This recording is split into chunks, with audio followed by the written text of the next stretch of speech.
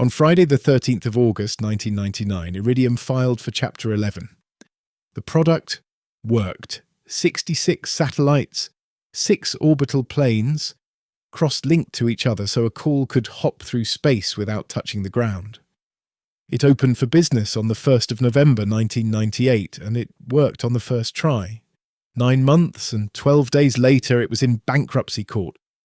Not because the satellites failed, they are still up there. They are above you right now. Motorola spent 11 years and about $5 billion building the cure for having no phone coverage. While they built it, no coverage cured itself. In 1985, an engineer's wife could not get a signal on an island in the Bahamas and asked why a phone could not just work anywhere. That was not a rich person's complaint.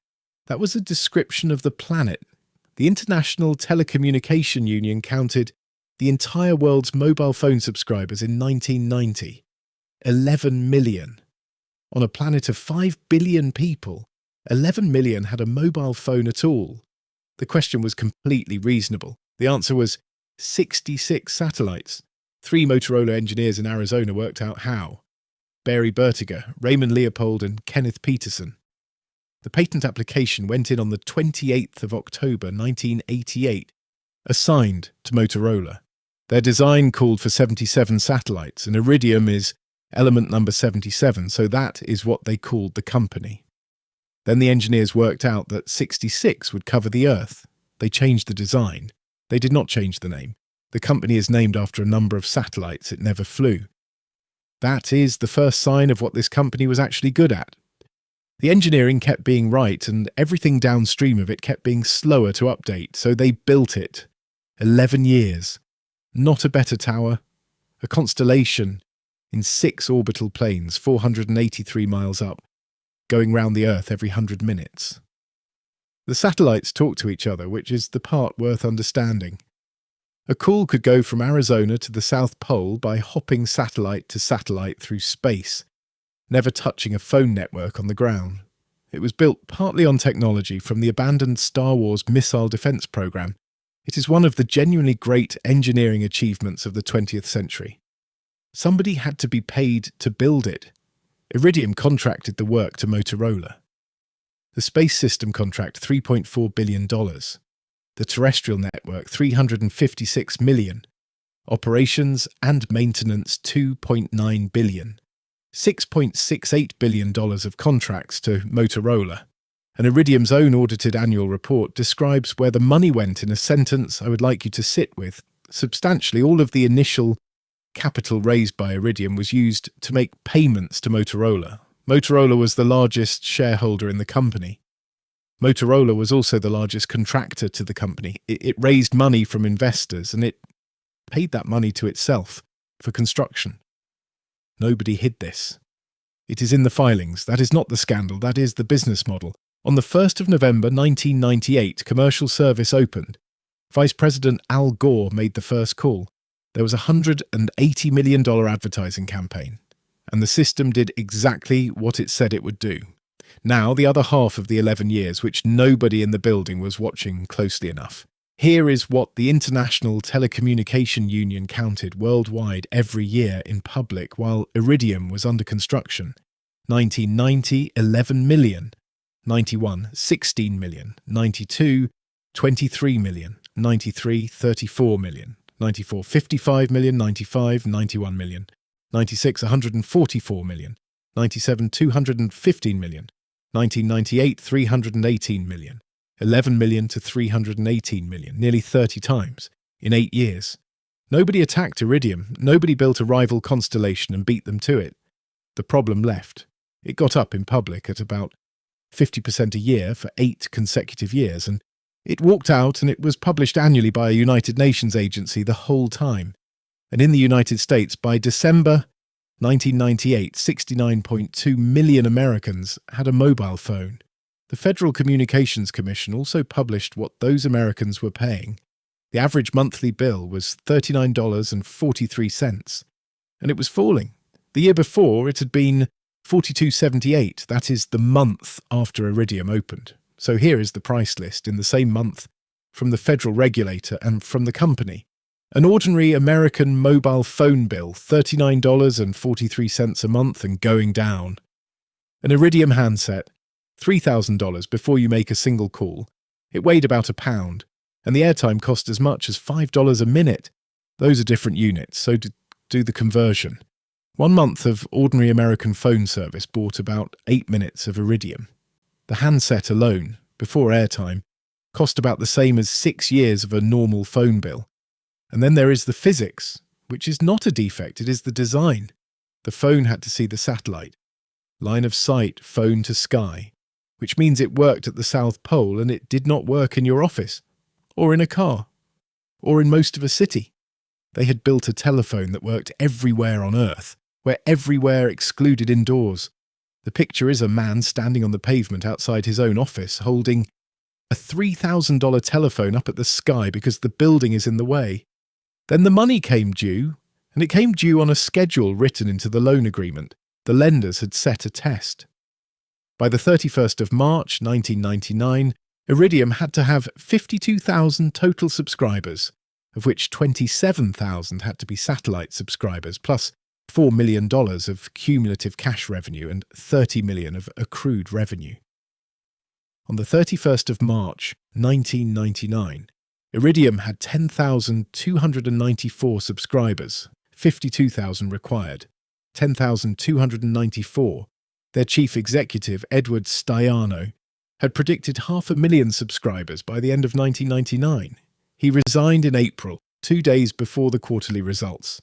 The banks waived the March test on condition of compliance by the 31st of May. Iridium fired 15% of its staff in June.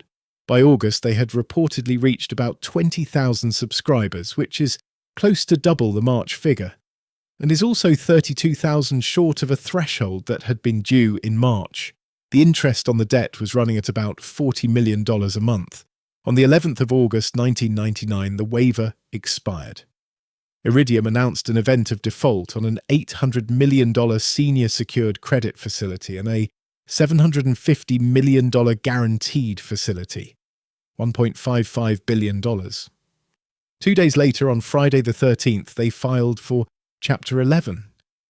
Motorola's statement in Iridium's own bankruptcy press release says they were optimistic a restructuring plan could be accomplished within 30 days.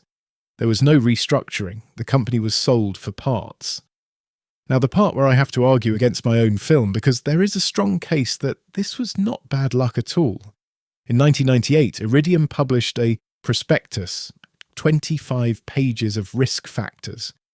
Among the risks it listed, by name, the build-out of cellular networks and service limitations, including severe degradation in cars, buildings and urban areas. Read that again. Before launch, in a document filed for investors, this company listed the thing that killed it. Everybody built cell towers and the phone does not work indoors. They wrote down the cause of death, printed it, and shipped. It does not stop there. Iridium's own director of marketing communications reportedly said of the handset in November 1997 that it was huge, that it would scare people, and that a campaign featuring the product would lose. The product launched about a year later, essentially unchanged. They also launched before the phones existed. Kyocera could not ship handsets in quantity until March 1999, 4 months after commercial service opened, and Iridium's own audited filing lists its diagnosis of the subscriber shortfall. Problems with the initial distribution of subscriber equipment, a shortage of trained service providers and sales personnel, and a lack of effective marketing coordination. That is not the market moving. That is the company, in its own audited words, describing an execution failure. And the board could not have stopped it. Of 28 directors, 27 were Iridium employees or appointees of partners who held construction contracts on the project. A board where almost every seat belongs to somebody being paid by the build is not a break, it is a schedule. So the verdict splits, and it has to. The 1987 decision was defensible. The problem was real, the market did not exist, and nobody could reasonably forecast 318 million cellular subscribers by 1998. The decisions between 1996 and 1998 are a different matter. By then, the risk was in their own prospectus. The handset was known internally to be frightening, the phones were not ready, and the board was structurally incapable of saying stop. They were not blind.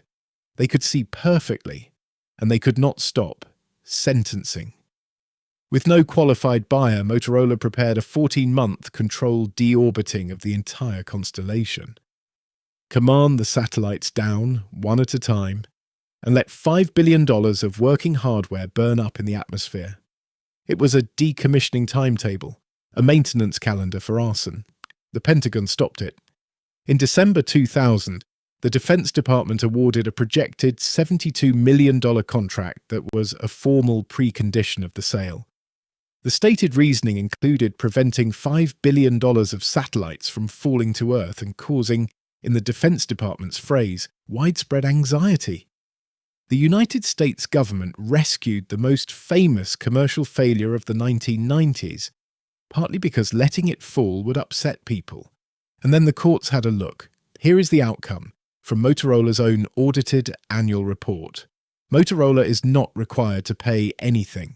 That is the settlement the bankruptcy court approved in May 2008 in a case where Iridium's creditors had sued Motorola for more than $4 billion, alleging breach of contract, breach of fiduciary duty and fraudulent transfer. The shareholder case settled with no admission of wrongdoing and was dismissed with prejudice. $4 billion sought, nothing paid. No finding against anybody, in either case, ever. That is the point. This is what a legal, fully disclosed, 25-page risk factor, $5 billion mistake looks like. The ledger. Built for about $5 billion. Sold in bankruptcy for $25 million. Half a cent on the dollar. 9 months and 12 days from launch to Chapter 11. 52,000 subscribers required in March. 10,294 delivered.